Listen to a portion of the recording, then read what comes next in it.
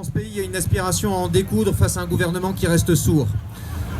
L'intersyndicale hier était convoqué pour discuter de tout sauf de la réforme des retraites. Borne avait décidé, on referme la page de cette séquence de mobilisation historique, on referme la page du déni démocratique, on passe à autre chose. Félicitons-nous que l'intersyndicale, dans son unité, a dit non.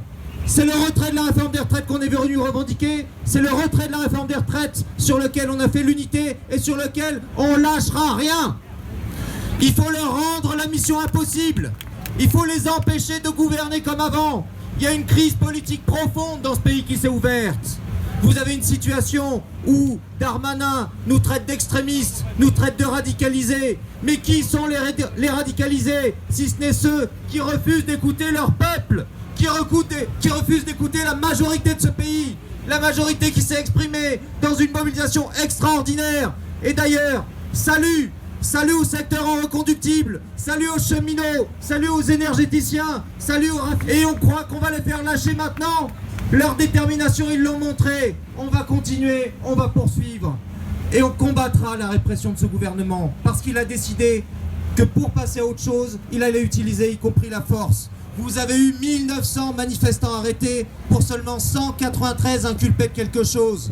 On utilise aujourd'hui la police dans ce pays pour faire peur aux gens, pour les terroriser. Et ça non plus, on ne l'acceptera pas. Alors la grève, elle reste devant nous, elle reste à construire. Effectivement, ça a été dur pour de nombreux secteurs.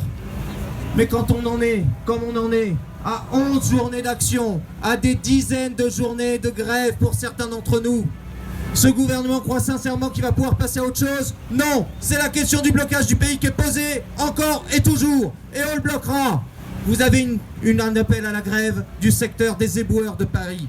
Les éboueurs de Paris ont dit, si le Conseil constitutionnel ose valider cette infamie de loi sur la réforme des retraites, à partir de jeudi prochain, on repart en reconductible. Ils ont raison, il faut le faire partout, jusqu'au retrait.